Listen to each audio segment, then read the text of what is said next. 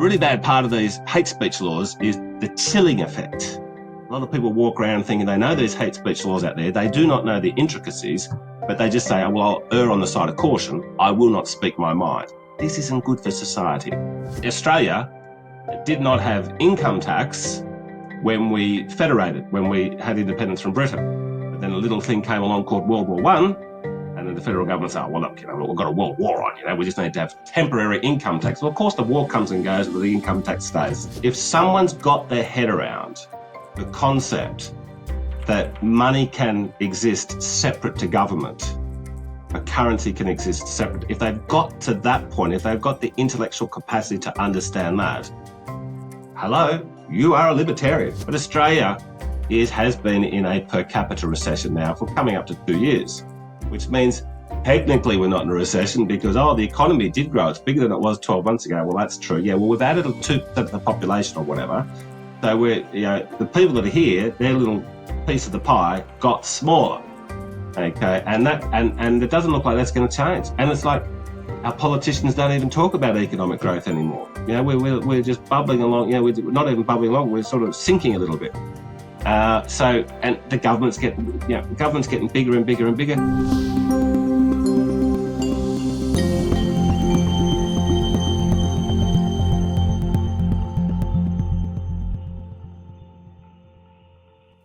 Hello and welcome to another episode of You're the Voice. I have the honor of sitting here, actually virtually, but in the same continent with John Ruddick. Hey, John. Hello, Efrat. Very nice to see you. I saw you at the Bitcoin Alive conference at New South Wales University a couple of Saturdays ago, and I enjoyed your presentation, so it's nice to be chatting with you now. Thank you so much for taking the time. We didn't find the time face-to-face, but we didn't miss on the opportunity to do it anyway. So I really appreciate your time. Okay, so John, I have prepared quite a few questions for you. I've been looking at your work. I really like what you do. In fact, I've been following you before this occasion. So I've been seeing some of your work during COVID. I was very active during COVID, both in Israel, but also internationally. And I also arranged, I'm just giving you some background just so you know, I've arranged a protest outside of the Australian embassy in Tel Aviv because I have had a personal situation where my son and his father did not see each other for 3 years because his father was not allowed to leave Australia. He could leave Australia, but signed some really harsh documents that would not allow him to come back for at least 6 months, which means he would lose his business. So he couldn't come and see his son for 3 years. They didn't meet, and I couldn't send my son to Australia. So we were trying to get the help of the embassy. There were exceptions in the law for it, but still they did not approve his father to come to Israel. So I was following closely what was happening in Australia during COVID, and I saw your actions and some other great politicians like Senator Roberts and Antic and some other ones that were really vocal about the violations of human rights. And I wanted to personally thank you for that because I think there were not enough people speaking out during that time. Well, look, I knew you were highly intelligent when it came to Bitcoin, but I didn't know you were also a COVID protester. I'm very sorry to hear those dreadful circumstances with your family. But look, it was 5 years ago today that I actually first spoke out against COVID. It was March 20th, 2000. And 2020. 2020. And the funny thing is that all around the world, spontaneously, the only people who were protesting against COVID in the very early days, when it really took courage, were the libertarians. And it's not like there was a grand cabal of libertarians saying, hey, let's come out against this. No, we just did it organically and spontaneously because we could see what was going on. And but there were all those people like yourself, Efrat, who did take a stand and do something. We all feel like we're family. All those people, we were a persecuted minority there. Yeah. And so if you have, I'm very pleased to be here. I'm even more pleased to be here since you took a stand. Great. Okay, so let me just do a quick intro for my audience that may not know who you are, because I have international audience all around the world. So John is the member of the Legislative Council of New South Wales, which is one of the states in Australia, since 2023. His maiden speech to Parliament was banned from YouTube after John questioned Australia's draconian response to COVID-19. And that was the first time that it ever happened to an Australian politician, that their content was banned from YouTube. You can find this speech, which is a very good speech, and we'll talk about it a bit more, pinned to John's X account.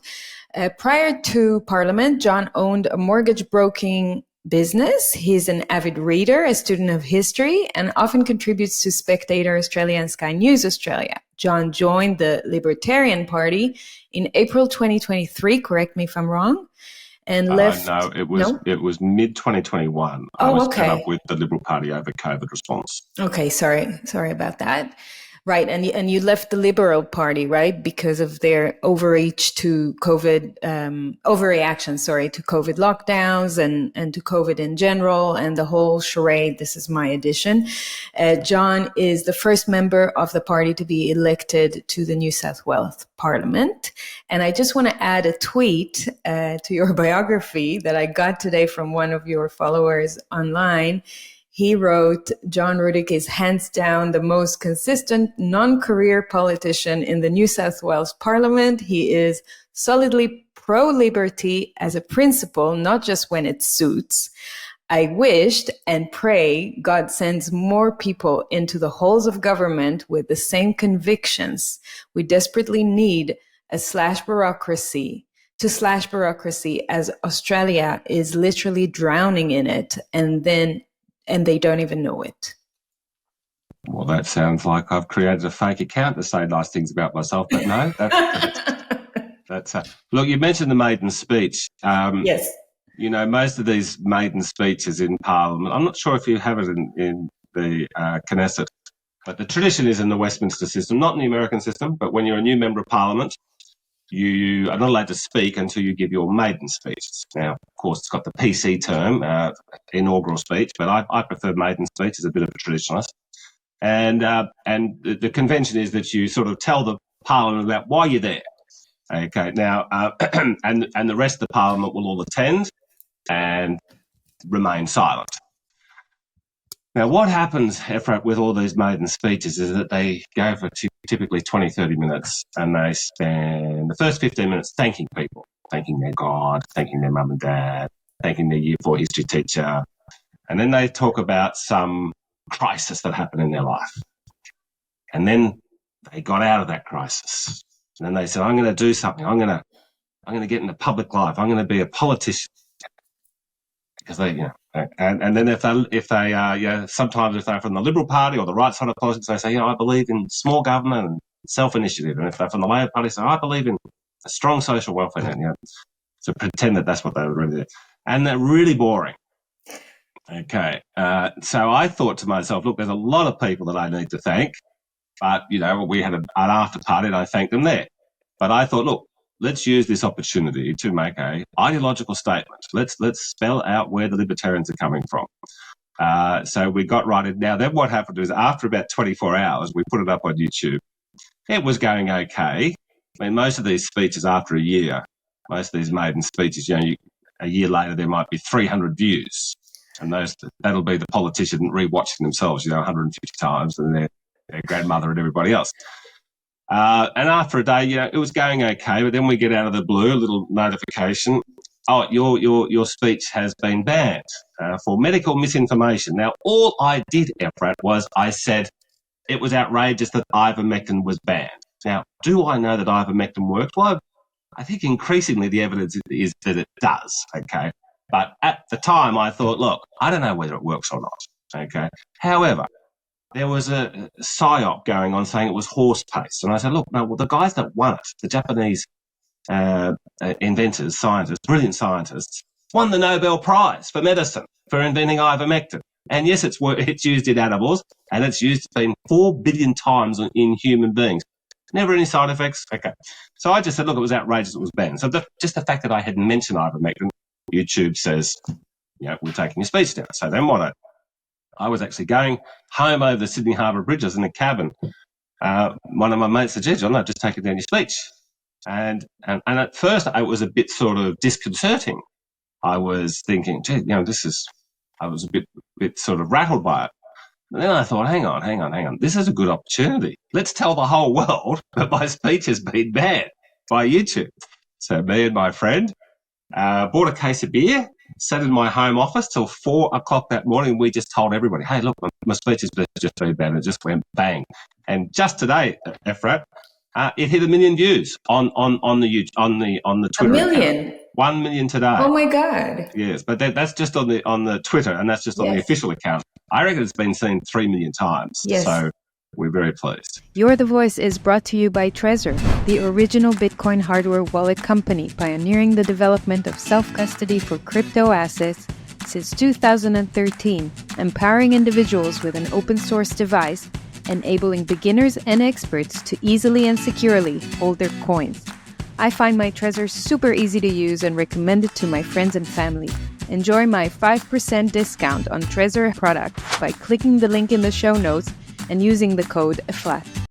Are you coming to BTC Prague? The biggest, most influential Bitcoin-only event in Europe returns on June 19 to 21, with 200 plus speakers on 4 stages, 100 Bitcoin companies presenting at the expo, and 10,000 like-minded Bitcoiners and freedom lovers from all around the world. There's a great emphasis this year on the freedom movement, so if you're a freedom maxi like me, you don't want to miss this event. I'm excited to attend once again as a speaker and to interview the best and brightest for my podcast. In fact, BTC Prague is where I conducted my epic interview with Michael Saylor. The event runs for 3 days with a developers day, pitching contest, panels, presentations, and parties. Ticket prices increase on the 1st of each month, so make sure to get your ticket now. Use my code FLAT for a 10% discount and see you in Prague. You know, I just shared a meme yesterday that they wouldn't try to shut us down or silence us if we weren't telling the truth. Yeah, well, that's true. Right? That's right. People don't try and silence people who believe that the earth is flat. And I used to think that no one believes it anymore. No, there are people out there. There are people out there who genuinely believe the earth is flat. And I like to have it. I've met 3 or 4 of them, and it's interesting. It's harmless if they want to believe it. I hear them out. Okay, I don't believe it, of course. But the government doesn't try to censor them, even though it is utterly ridiculous. Right. But they do want to censor the things that make the government, embarrassed. Look bad. Yeah. So I've got questions to ask you about free speech, about the pandemic, and about libertarianism. But let's start with free speech since we're on the topic. So you criticize the effort to put in place in New South Wales new anti-free speech laws these days, right? This is all happening as we speak. And you actually ask to repeal them because now it's confirmed that a lot of the reasons why they are trying to bring about these new laws are based on bogus false flags. I've read the new article on Zero Hedge today, and I understand what's happening there with the criminals that have taken the actions that they've taken, but based on what has happened, the Chris Minns and his people are trying to bring about those new laws, which is always the same playbook. Let's create an emergency, and then based on that, we'll clamp down on people's liberties, right? Whether it's free speech or others.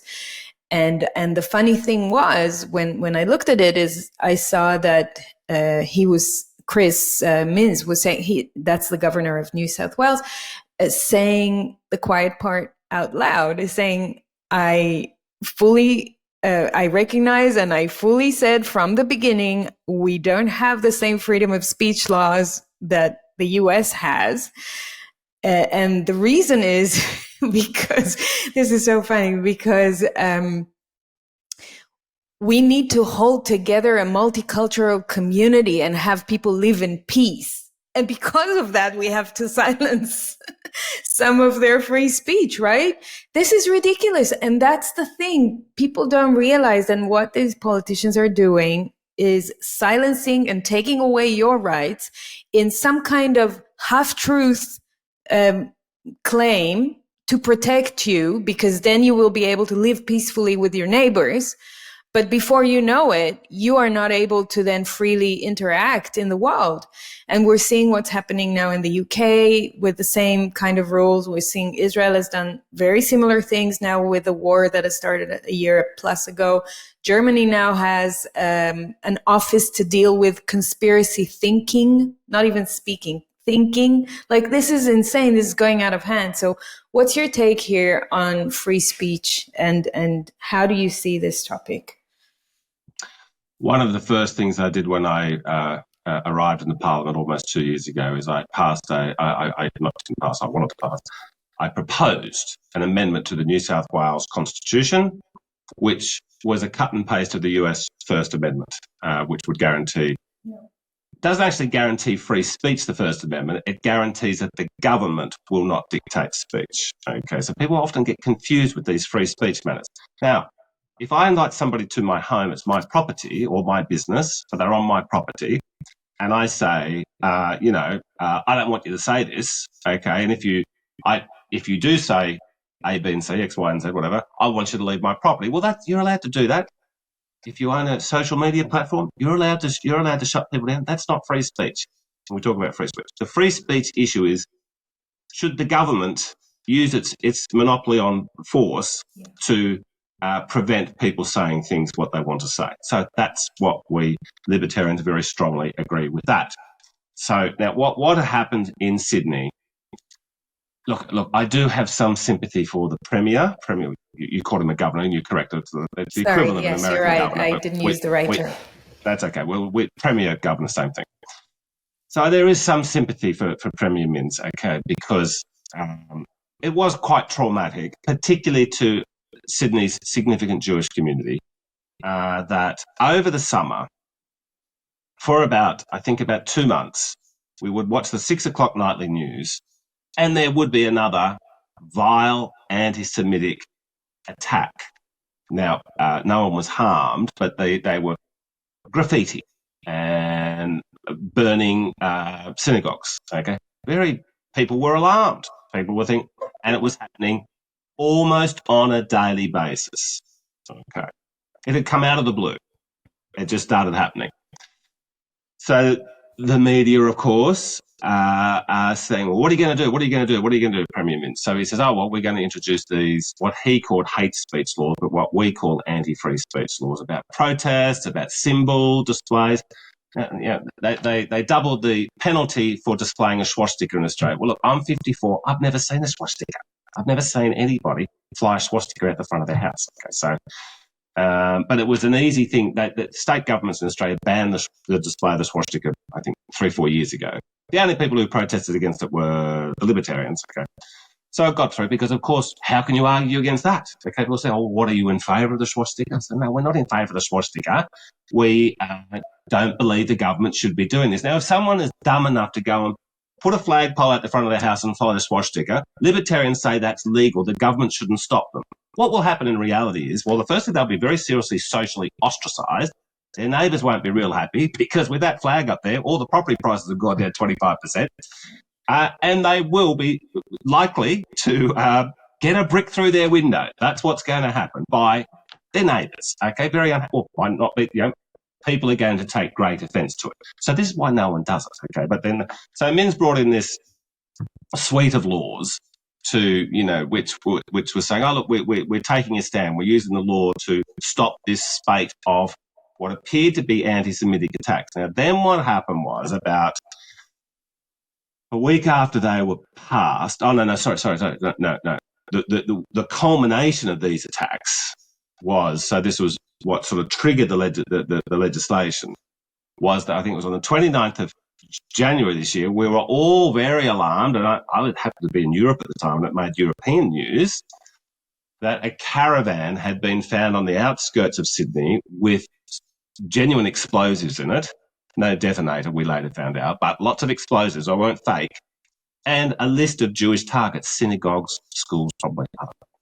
So everyone's thinking, oh my God, this is unbelievable, this is terrible. Okay.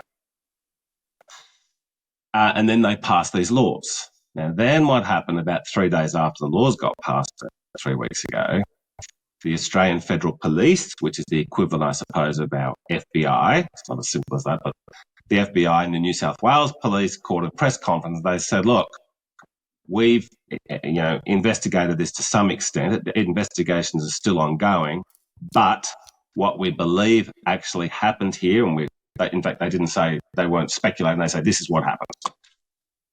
There was an Australian criminal, cocaine importer, who'd been found guilty and who had been sentenced to life imprisonment.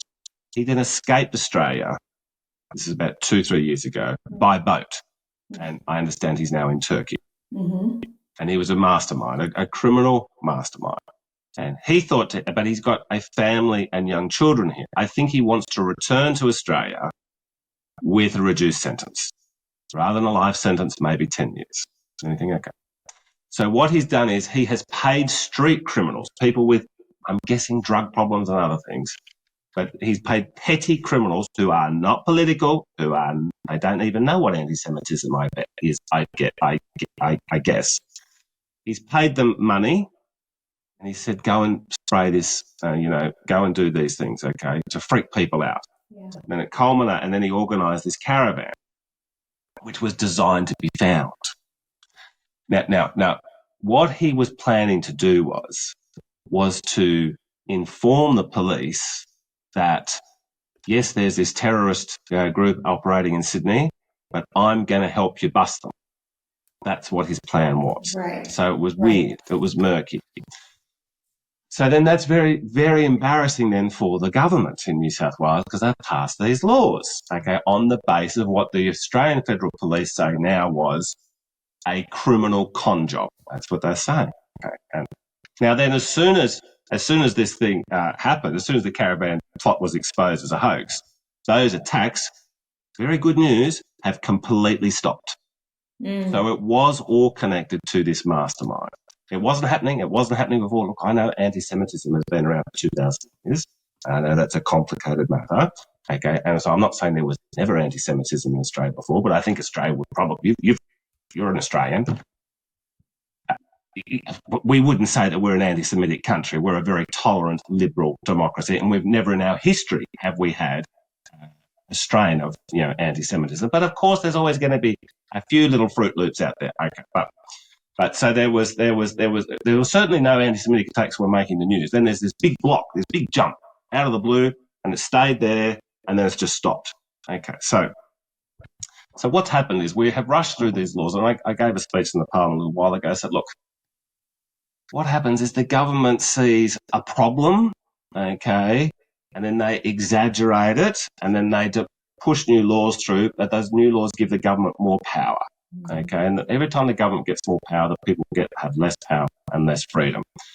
So, look, the libertarians are all around the world are free speech maximalists, absolutists. The really purist libertarians don't even believe in defamation law. Okay, they don't even believe in copyright law. They say if somebody invents something, let's say somebody invents some brilliant new machine, they then spend half their time, and all their energy and creativity, protecting the IP. Okay, the libertarians say, look, if someone's invented something brilliant, fabulous. Go and sell as much as you can as quickly as possible. And yes, other people are going to copy you, but they might make it better. Mm-hmm. They probably will. Okay, so that's another discussion. I'm not here to promote, the end of IP law. Okay, but that's where the libertarians are coming from. We believe in maximising people's dynamism, innovation, creativity, and we believe if people, a really bad part of these hate speech laws is the chilling effect.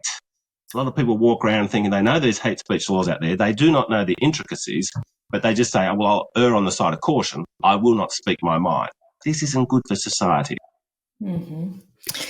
Wonderful. Great. Thank you for sharing a bit more of the context around this. And yeah, I think there's always this delicate debate and delicate relationship between protecting people and maintaining some kind of a balanced environment, social environment, but at the same time, still respecting people's liberties and allowing, just like libertarianism is conveying the message of allowing the free market to do what it needs to do. Just in your example here with the swastika, right? The free market will do what it needs to do to balance things. It's not like we're calling for chaos at all, but we're calling for just let things happen without an extra, a super strong involvement of the government. So I totally understand the stand.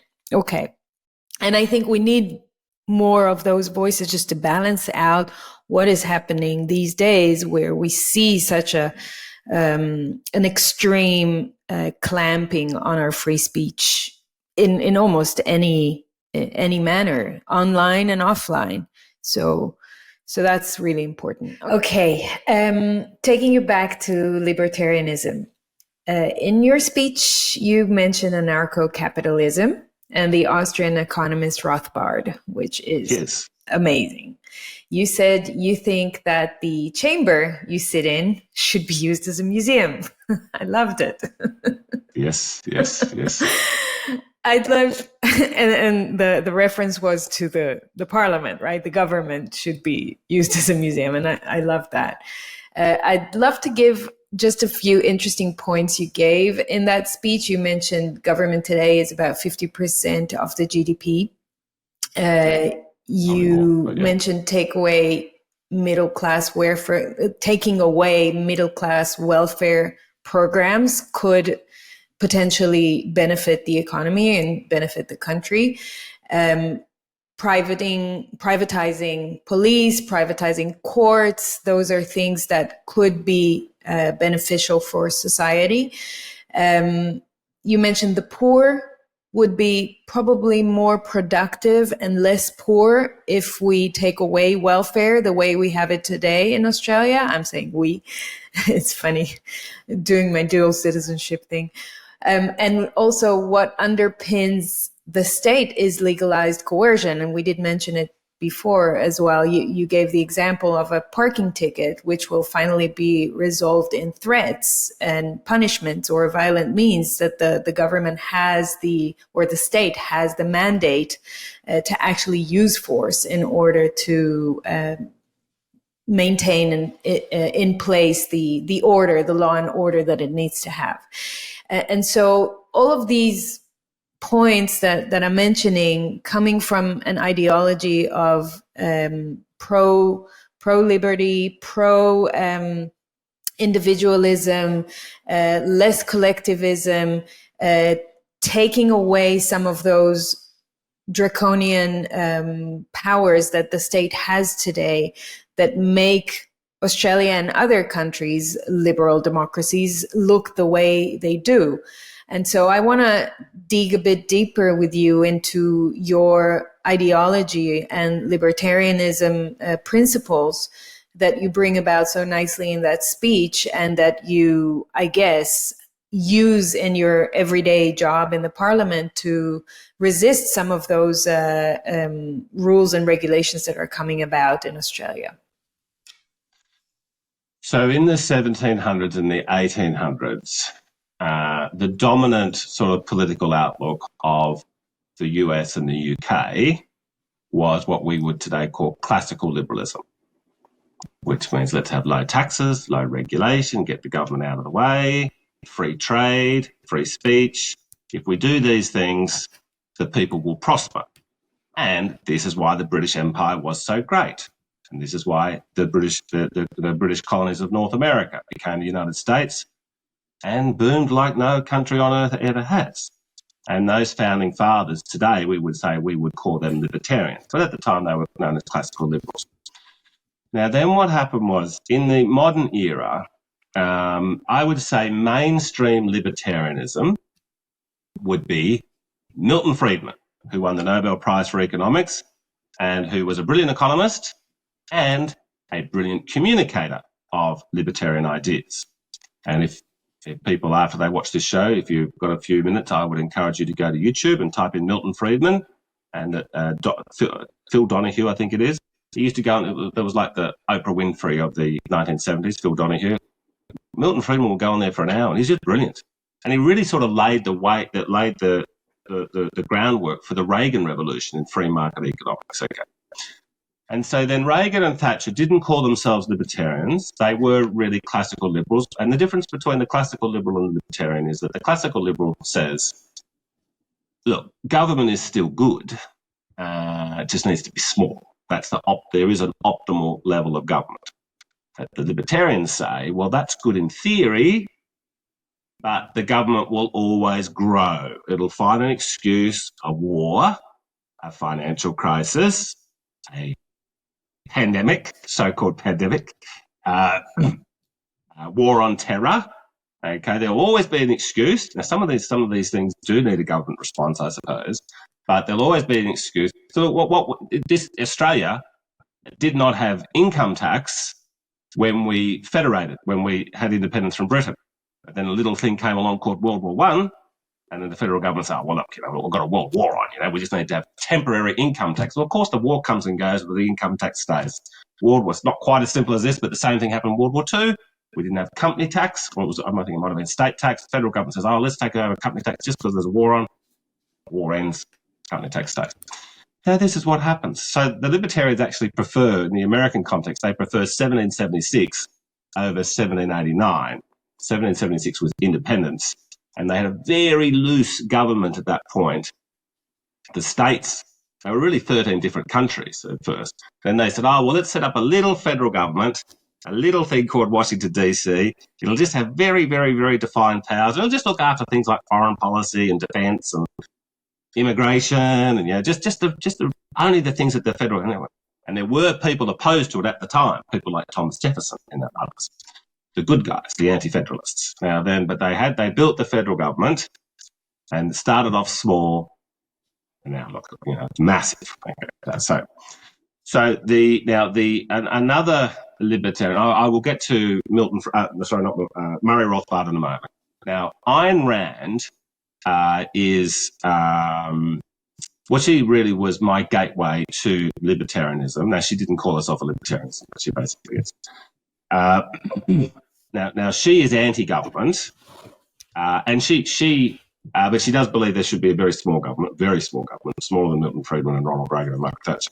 But Ayn Rand did two great services to the libertarian movement. The first thing is she was sort of like the first to make a really big, bold statement in favour of anti-communism, very small government.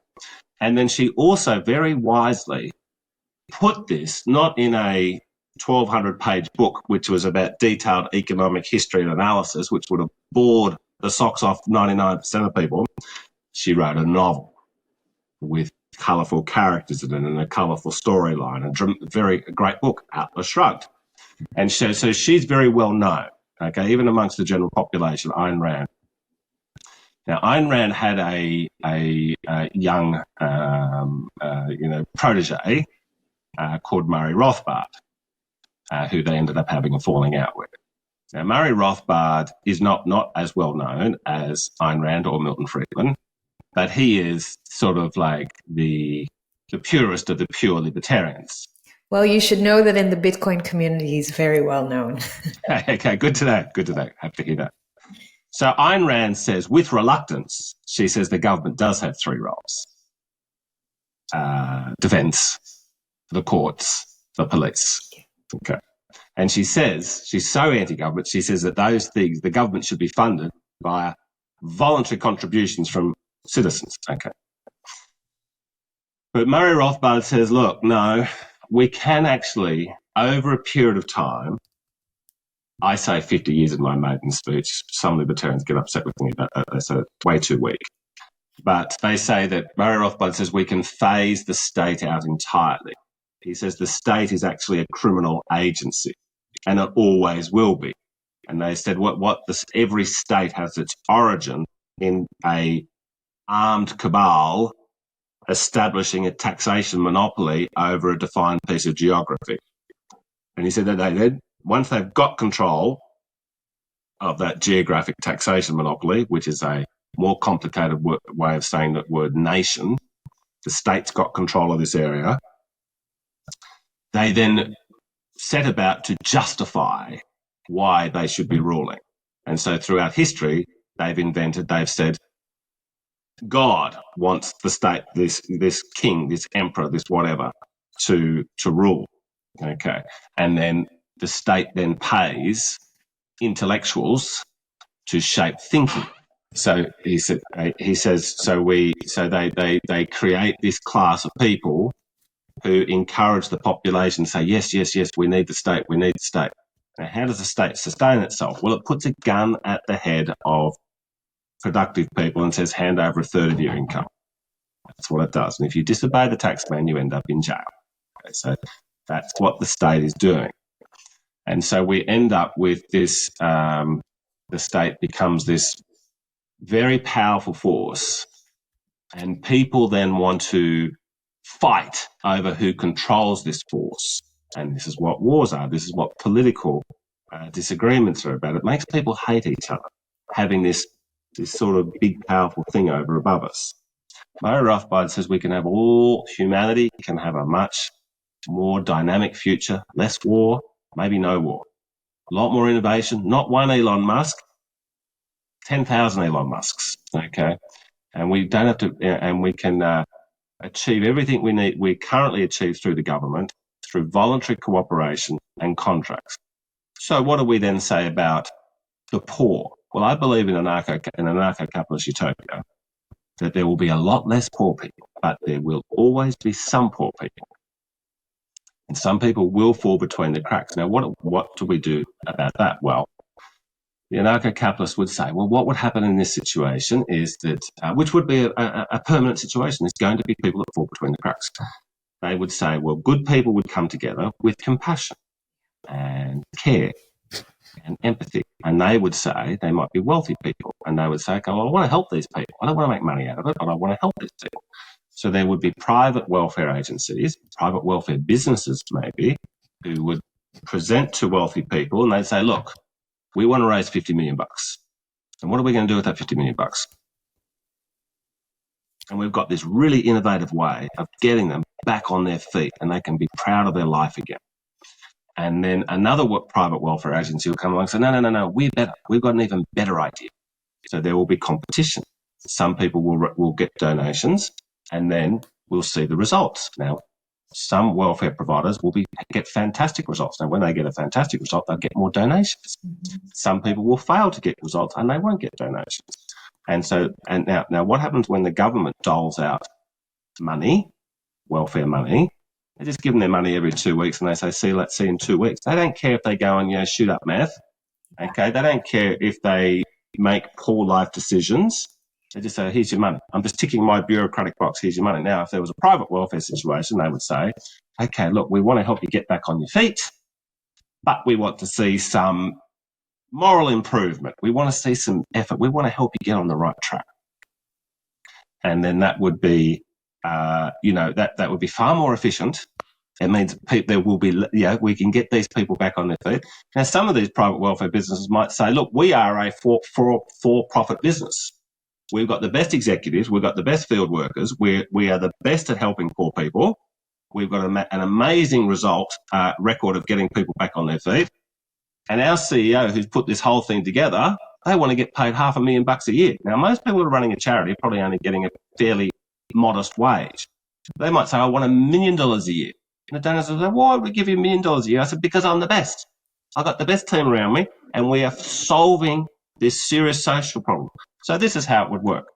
Now, look, where we say we'd phase it out, Ayn Rand is right. The last three things we would phase out, and this will be a very good problem to have, so this might be in 50 years. If we're talking about, look, we've got the government out of everything, out of healthcare, out of roads, out of education, but we've got the police, the courts, and the defence. And we could have a debate about that. Now, maybe at that point, maybe Ayn Rand will be proven correct. Maybe we do need to have that, and maybe Murray Rothbard will be correct. But we can experiment. We can experiment, and other countries can do different things, and we can get there. Now, I do believe it is important because I love the world and I love humanity, and I want the world to go. I want humanity. I think Elon Musk is on the right track. We've got to get off this planet and go and explore the universe. My hunch is the universe is sterile. I think we should look for life. And it may well, it's just a hunch. It may well, if there's another one other form of life in the universe, so that probably means there's billions, okay, given how big the whole joint is.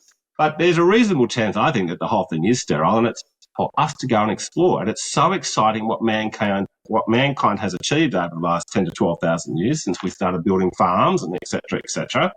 And on balance, humans, I believe, are good. Okay, bad things happen, but most people are pretty good.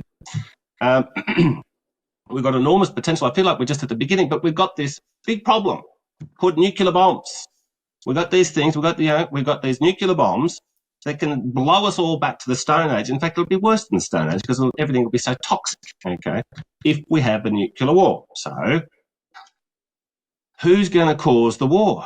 Big government's going to cause the war. Little countries, I know there's exceptions, okay, but generally little countries like Switzerland and Liechtenstein, Denmark, they basically sort of keep to themselves. It's big countries that get involved in big wars, okay. Germany, I think the worst thing that Germany used to be about 50 little principalities and kingdoms and duchies and all these little things.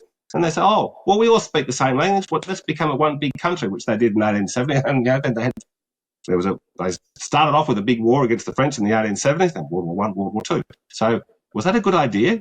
I think Germany would be a lot happier if it was like what it was before the unification. It could be 50 little Switzerlands, and dynamic, peaceful, happy. And if the taxes are too high in one little country, they can go to the next country next door. There'll be competitive downward pressure on these things. So Murray Rothbard is the father of anarcho-capitalism, and I do encourage people to read him. And the very best introduction is Murray Rothbard, Anatomy of the State. It's a book, but it's really an essay. If you can read it in 2 or 3 hours, it's very good. He goes through what the state actually is. That's what's called the anatomy of the state. And it's just sort of so radical when you tell people, well, you know, that some libertarians believe there should be no government, and everyone's just got government in their head from the time they were 2 years old, and they just think it's just like absurd. How could we have life without government? That's what they really think. Okay. And that's why Murray Rothbard, in my view, is a radical thinker, and I think he's on the right track. Amazing, John. This is just simply amazing. Thank you for laying it out like this. I had a beautiful conversation with Mr. Titus Gebel when I was in Prague for a conference called the Free Cities Foundation Conference. And he has actually written a book about private free cities and the concept of libertarianism implemented in free private cities where the constituents or the citizens would actually privatize government, and they would pay a service fee for a government to exactly what you said, hold the positions of security, defense, and provide services to the people. And the people have a contract with the government, and they could sue the government if it didn't adhere to their contract. And they're starting to implement the principles of free private cities in special economic zones around the world. So very interesting movement that is taking shape. I will also send you the link to that discussion that I had with Titus. I think you will find a lot of commonalities with him and with his principles. So that is super awesome. That also leads me to your connection, or the Libertarian Party in Australia's connection to private property rights and Bitcoin. And that's why I told you that a lot of Bitcoiners are big fans of Austrian economy and libertarianism principles, because there is such a correlation between the values of liberty and free property rights to what Bitcoin stands for, which is giving you sovereignty over your own property, which is your money. So Bitcoin held in self-custody is basically private property that no one can confiscate from you.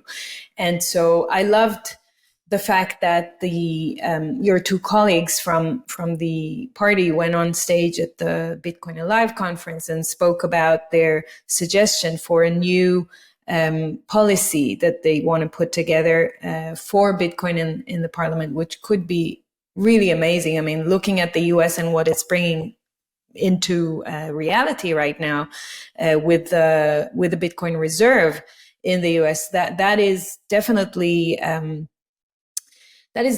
move that is going to pioneer one way, like you mentioned, experimentation, right? To experiment with how can we possibly tackle the huge debts and deficits that democracies have today, and try and take this down by introducing Bitcoin, which is a sound money, similarly to gold, into their reserves to try and offset some of that debt, and create a better balance in countries. Obviously, that's going to take a while, and it's a gradual process, but I think that is a very speaking of entrepreneurship, I think that is a very innovative way of looking at how governments and how states can try and be less harsh towards their citizens with taxes and with inflation, but rather try to offload some of that debt from the small person and put that back in the hands of a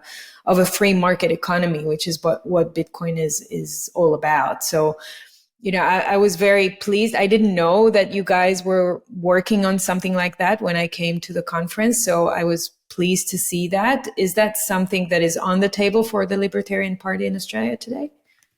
Yes. Well, all libertarians love Bitcoin, and all Bitcoiners are libertarians, even if they don't know it. They have to. If someone's got their head around the concept that money can exist separate to government, a currency can exist separate. If they've got to that point, if they've got the intellectual capacity to understand that, hello, you are a libertarian. Yeah. If you understand money, the most important issue, you're going to be a libertarian on everything else. So we do want to work very closely. There's a lot of Bitcoiners in our party, and we have just released our can you see that clearly? Our policy. Our 21-page white paper, which I would encourage people with an interest in Bitcoin to read. Yeah. We really want to make Australia we want to overtake El Salvador. We want to become the most pro-Bitcoin country in the world. Now, we're not at the moment,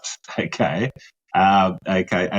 We are hoping, look, the Libertarian Party has had a very good track record in proposing policy ideas. Now, we haven't had that many people elected, but we have been around for 25 years. We propose policy ideas, and then in an election or two, the other major parties start to embrace them. So now, one of the major parties now embraced a nuclear power industry. Mm-hmm.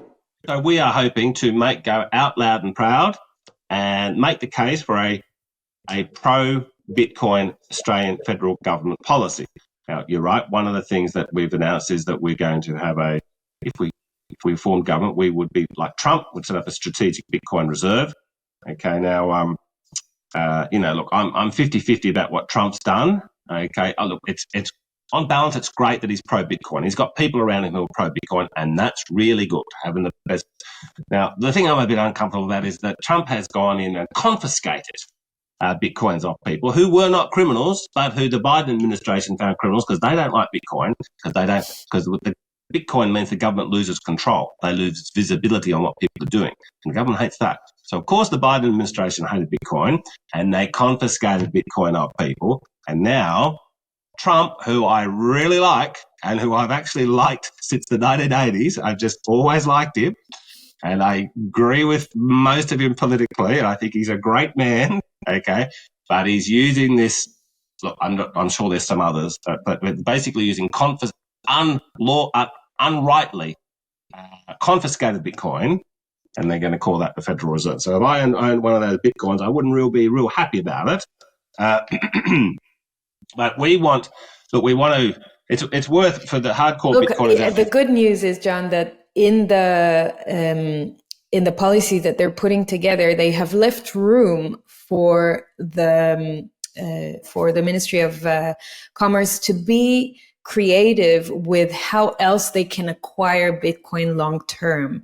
They left a little bit of an opening there. For example, they could, since they're talking about a strategic stockpile of other cryptocurrencies as well, so they could, for example, try to make profit out of that stockpile and then transfer that profit into Bitcoin to add to the strategic reserve. So just for example, so they could find other ways to acquire Bitcoin. The wording of the legislation is a little bit vague, I think, on purpose, so that it leaves room for some creativity and innovation in the future. So it's interesting to just watch and see what's going to happen. But I fully agree with you about the confiscated pile. Yeah. That's interesting. Thank you. Yeah. So look, we think that if the government can have an attitude that Bitcoin is good, and then what do we want the government to do? Basically get out of the way. Okay, more than anything else, we want them to get out of the way. Now, at the moment, what's happening is in Australia, if you buy a share for $1 and you sell it 2 years later for $3, well, you've got to pay capital gains tax. Yeah. Okay. And we're paying capital gains tax on Bitcoin transactions. Now, that's not fair because Bitcoin is really a currency. Correct. So if I trade the Australian dollar versus the Swiss franc, I don't have to pay capital gains tax. It's a bit more complicated than that, but that's roughly the case. So it should be. So that would certainly be. We want, when we say we want the government to get out of the way. Well, one of the ways to get the government out of the way is no capital gains tax on Bitcoin. Okay. Yep. Now another thing that Australia. And that trend, by the way, sorry for interrupting you, that trend is happening in many countries now around the world, in Switzerland, in Spain, even in Germany. After you hold Bitcoin for a certain amount of time, you don't have to pay capital gains tax on it. And obviously in El Salvador, and now in Czech Republic as well. So more and more, after 1 year, so more and more countries are going that direction, which is really encouraging. Okay, so what's happening, I do meet Bitcoiners who tell me that they feel like their banks are harassing them when they see lots of Bitcoin transactions. Now, why would they be doing that? Well, the banks are so regulated, particularly post the subprime crisis. And the government, the bureaucrats are really, they've got this army of bureaucrats out. And they're really piling on the regulations, and they've got to be seen to be complying. They've got to be seen to be doing something. When the government brings in an money laundering thing or, an anti-scam thing, the government's going to come to them and say, how are you going with all that? And they've got to be able to say, well, so what they're doing is they're harassing Bitcoin people. Okay. So that's because the government's got a negative attitude towards Bitcoin.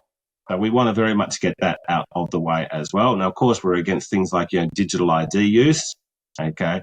I think now I understand that there's barely any Bitcoin mining in Australia because of our electricity prices being very, very high, which is just completely absurd, because Australia really should be famous all around the world for having the lowest energy, because we've got like about 1,000 years of proven coal. We've got 1/3 of the world's uranium. And the weird thing is we haven't even been looking for the uranium because we can barely dig it up. Now, there's some export going on. But, if you're a miner out there and you come across a big, massive ore body of uranium, say, oh, God, that's a waste. I can't do much with it, right?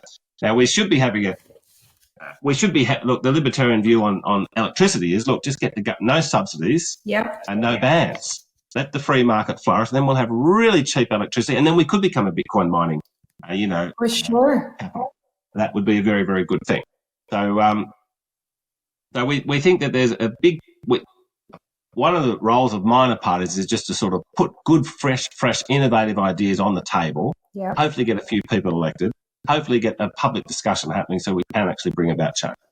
Awesome. I'm going to definitely link you up with Jan3, which is a company that helps, consulting company with the Prince of Serbia is one of their executives, and Samson Mao, and they've been doing great work with other governments around the world or other politicians around the world to help them take top-down policies of Bitcoin in their respective countries. So I think it would be great to put you in touch with them.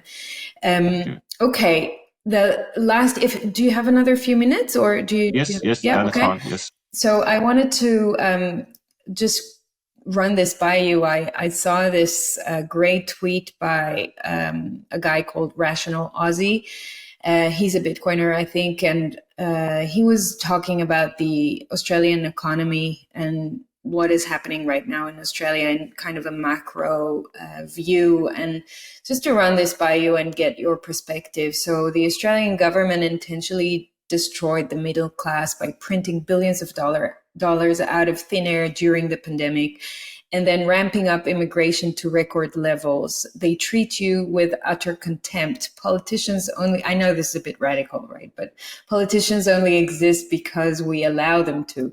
They've now just become a class unto themselves, stealing our money and funneling into bullshit ventures that enrich themselves, like building dog boxes around train stations, which happen to be in electorates favorable to them, boost government tax revenue, and appease big businesses through artificially inflated GDP. The entire Australian economy is a Ponzi scheme destined for hyperinflation. So I'd love to get your macro view about the shape of Australian economy these days. I hear about the housing crisis. There are huge debts that have never been seen before in Australia. There's a lot of fuss around, climate, health. And so it doesn't feel like the situation is too good these days in Australia. What is your take on this? Well, look, I largely agree with what Rational Aussie has said, but I do, with respect, disagree with his conclusion. Okay, so Australia is still a fantastic country, okay, and you've won the lotto of life if you're an Australian citizen. There's just no doubt about it, okay, and we've always called ourselves the lucky country, and we are still the lucky country. Now, I'm just talking about the macro. We're a whole continent, no other nation in history has been a whole continent, and we've got a relatively small population. It's a harmonious society, largely. And, we're obviously a European country, but we're in Asia, a long way away from Europe, a long way away from the United States. Now, when I was born in 1970, Europe was awash in war. Okay, well, we talked about the Cultural Revolution. We had Vietnam. Korea had just finished, but, still sort of going on. India and Pakistan were at war. Big communist insurgencies in Indonesia, and Laos, and Cambodia, and Malaysia. So Australians used to be scared of Asia. And it wasn't irrational because the Japanese did bomb us in 1941, 42. Okay, so we were sitting thinking, look, there's a small population here of Europeans and there's 2 billion Asians just to the north of us. Now, that was at the beginning of my lifetime. Well, now we can say, gee, our geography is fantastic, because all those wars are largely over. Asia is booming, which is terrific to see. Stock markets are going up. People are buying Mercedes-Benz. There's still a lot of poverty in Asia. Still a lot of poverty. But their long-term trend is very, very encouraging, and that's a good thing. And the rich they get, the more they want our stuff. So we've had bad government in this country for a long time. But even with idiots running the show, we're still a fantastic country, but we still can go off the rail. If we are on the track, Rational Aussie is sort of, if we keep on this track, well, we could become Argentina the second, the old Argentina, not the new Argentina. Okay, so we used to typically have in the Australian economy 3, 4, 5 years of good growth, 3 to 4% economic growth, then we'd have a recession. And everyone would panic. Recessions can be good. Okay, it means if you're in the wrong job, you're not happy there, well, you might get unemployed, but then you will find a more suitable job. Okay, you might be a business, you might be in the wrong industry. You may be not good at that business, but you might be better in another business. So it's like, it's like evolution. We sort of up and down, up in the seasons, summer and winter. Okay. Now that's what used to happen, and we were dynamic. Okay. Since the GFC, the subprime crisis, what's happened? Growth is gone in the whole Western world. Thank you for all those clowns that got us into so much debt. Okay, so it's just been under the first Trump administration, and I suspect under the second Trump administration, there will be some economic growth, which is good. But Australia has been in a per capita recession now for coming up to 2 years, which means technically we're not in a recession because, the economy did grow. It's bigger than it was 12 months ago. Well, that's true. Yeah, well, we've added 2% of the population or whatever. So we're, the people that are here, their little piece of the pie got smaller. Okay, and it doesn't look like that's going to change. And it's like our politicians don't even talk about economic growth anymore. You know, we're just bubbling along. You know, we're not even bubbling along. We're sort of sinking a little bit. And the government's getting bigger and bigger and bigger. A massive part of our budget these days is this thing called the NDIS, which was, we've always been a very generous country to people with disabilities. Okay, like every Western country, you know, every liberal democracy is nice. They don't have people with disabilities living in homeless situations. And but you know, we had a Labor government 10 years ago. Then the Liberals agreed with it. Oh, we're going to bring in the world's Rolls-Royce disability scheme. Okay, and it's going to cost us $4 billion a year. Okay, well that's up to $40 billion a year, and it just keeps going through the roof. Okay, this is the federal government spends $700 billion a year, to put that in context, and it's just going up, up, and up because people are scamming it. Okay, there's so much money on offer, and so that's just. And then we've got the global warming nonsense. We went completely mad on that. Okay, so yeah, what this country, and we used to be able to depend upon the Liberal Party for reasonably good government. This is why Australia has still got a very good foundation, because for most of the time since Federation, the right side of politics, the Liberal Party and its forebears, have dominated federal government. That's, you know. People my age think, oh, it's been 50-50 between Liberal and Labor. That's because we grew up with a 13-year Labor government under Hawke and Keating, which was, in retrospect, pretty good government when it comes to free market reforms. But that was very much an outlier. Hawke and Keating won 5 elections. It's a big deal. But no other Labor governments won more than 2 in a row since Federation. Labor governments federally are almost always bad failure. But what's happened now is the Liberal Party used to really believe. They didn't just talk about smaller government and cutting taxes; they'd do it, and they were really pro-business and they were, you know, pro-free speech. But that's all gone. There's few people in the Liberal Party who hold on to those principles. Now they're not as bad as Labor, but they're sort of like Margaret Thatcher wrote in her memoirs. She says, you know, after World War II and before she became the Prime Minister, she said the Labor Party would come in and ratchet up socialism. The Conservatives would always say, "I'll vote for us and we will reverse the socialism." But she said then they'd get in there and they'd just sort of camp on the long march towards socialism. They wouldn't retreat, they wouldn't go forward. Then the Labor would come in and boost it up again, and it just kept ratcheting up. Well, that's sort of what we are now. Yeah. Okay, there's still lots of good people in the Liberal Party, and I hope the party can turn around. Mm-hmm. Okay, but I mean, the signs are not encouraging. Mm-hmm. I understand. You are saying quite similar things to what Peter Dunworth from the Bitcoin Advisor said when I spoke to him in Sydney about the country being in recession for the past, actually, he said 3 years, without the government and the media actually telling the people the truth. They're gaslighting them, telling them that everything's hunky-dory, everything's okay, and the economy is fine, but we have been in a recession for the past 3 years. That's the truth of the matter. Okay, so what is something the world should be aware of about Australia and is not today? Oh, that's a cool question. My favourite subject is Australian political history. What should the world know? Oh, well, look, I suppose, you know, so we became a country in 1901. Well, the British arrived here in 1788. And it was originally most people around the world know it was a convict colony. And so it started off as basically a military, very much a big state military camp. They keep a lot of convicts. But then what happened is the word got back to England, Scotland, and Wales, etc., how cool Australia was and how much wonderful farmland and potential there was here. The word would get back and people would come out here and they would sort of just go out there and build the country. Now, they were originally told that they weren't allowed to go more than, I think, 100 miles from Sydney. There was like a radius around Sydney. But people would just go over there and they would, you know, build towns and bridges and farms and schools and everything else. Okay.